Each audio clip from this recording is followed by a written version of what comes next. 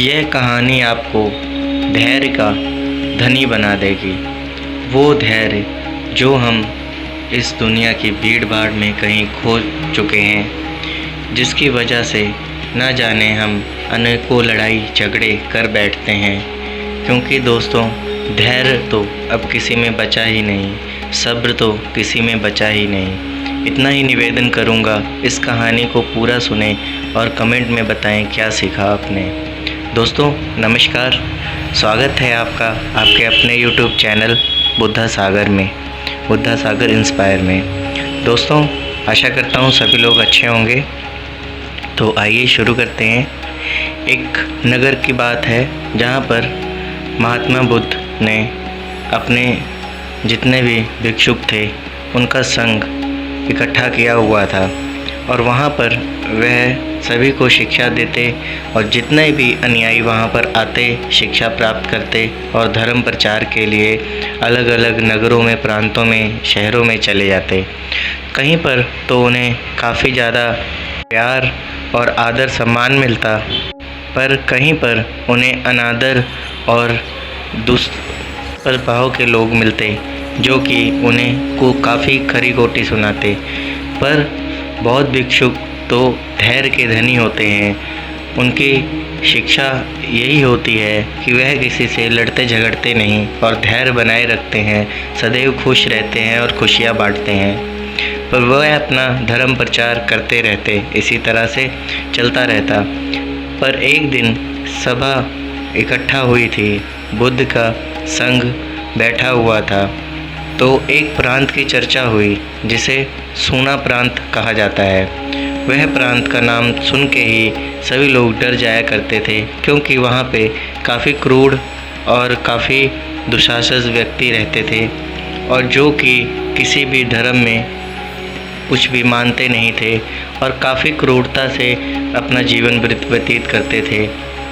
जैसे कि बेजुबान पक्षियों को मारना, उनका आहार करना और इसी तरह के कई कुटिल कार्य करने, किसी बाहर के व्यक्ति को अंदर घुसने नहीं देना। तो इस तरह के व्यक्ति वहाँ पर रहा करते थे, जिस कारण कोई भी वहाँ पर जाने को तैयार नहीं होता था। तो जब यह चर्चा संघ में चल रही थी तो तभी एक जो भिक्षुक था महात्मा बुद्ध जी का, वह सामने आया। उसका नाम पूर्ण था। वह सामने आया और बोला कि हे तथागत, मैं उस सूना प्रांत में जाना चाहता हूँ और मैं वहाँ पर अपने धर्म का प्रचार करूँगा। तो महात्मा बुद्ध और संघ के सभी लोग थे, यह तो अभी उम्र में भी काफ़ी कम है और इतना पढ़ा लिखा नहीं है। तो कई जो अन्य अनुयायी थे, भिक्षुक थे, उन्होंने उसे समझाने की कोशिश भी की कि तुम वहाँ पर कैसे जा पाओगे, वहाँ के व्यक्ति तो इतने क्रूर हैं और तुम तो अभी कम उम्र के हो और तुम इतने शिक्षित भी नहीं हो। तो यह देखकर वह लग रहा था कि वह पूरी तैयारी से ही आया था। तो वह महात्मा बुद्ध के समीप आया और बोला कि हे महात्मा, मुझे आप आज्ञा दें, मैं वहाँ जाना चाहता हूँ, मैं वहाँ पर अपने धर्म का प्रचार करूँगा। तो महात्मा बुद्ध यह देखकर काफ़ी प्रसन्न हुए, पर वह मन ही मन सोचने लगे कि ये भिक्षुक अभी वहाँ जाने के लिए तैयार नहीं दिख रहा है, क्योंकि अभी इसकी उम्र भी कम है और इसका इतना ज्ञान भी नहीं है। कहीं इसके साथ कुछ दुस्साहस किया तो यह घबरा जाए, वापस आ जाए, या फिर कुछ और इसके साथ अनहोनी घटना न घट जाए।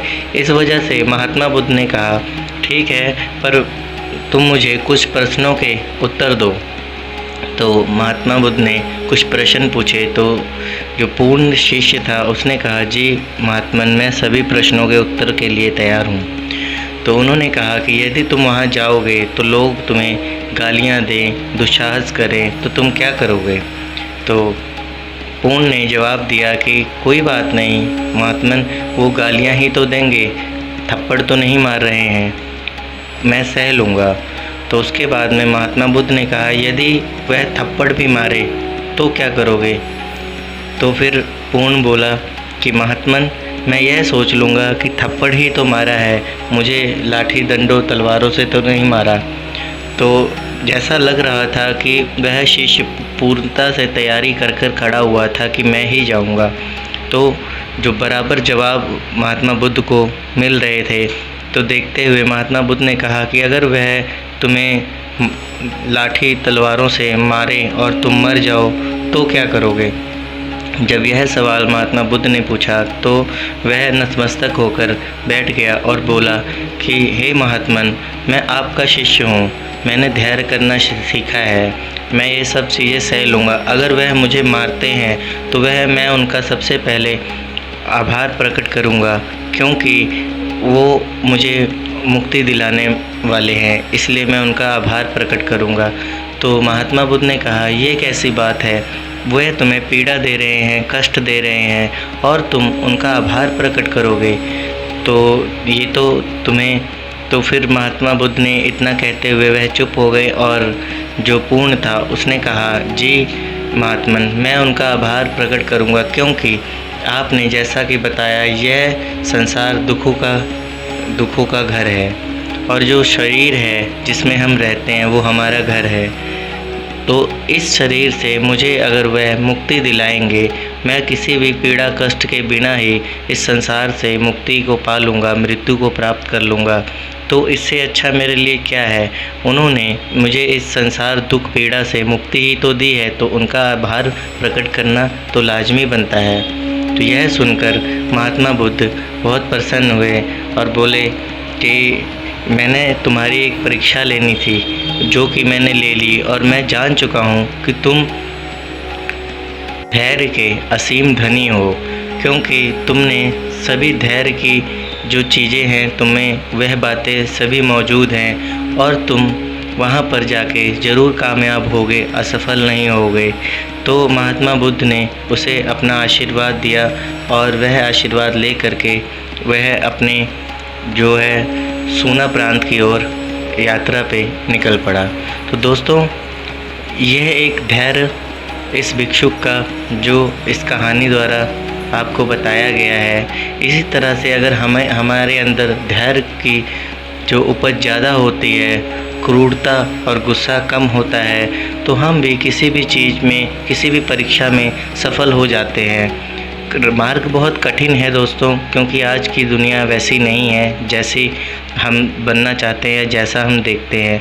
पर अगर हम जैसा देखते हैं, जिस तरह से हमारा व्यवहार होता है, हमारी दुनिया उसी तरह की बनने लग जाती है, उसी तरह के लोग हमसे जुड़ने लग जाते हैं। तो दोस्तों, आज के लिए इतना ही। दोस्तों, वीडियो अच्छी लगी हो तो वीडियो को लाइक ज़रूर करा करें और कमेंट में कृपया करके ये ज़रूर बताएं कि आपने इस कहानी से क्या सीखा। मैं मिलता हूँ आपसे अगली वीडियो में। वीडियो अच्छी लगी हो तो वीडियो को लाइक, चैनल पर नए हो तो चैनल को सब्सक्राइब करें। तब तक के लिए धन्यवाद, नमस्कार।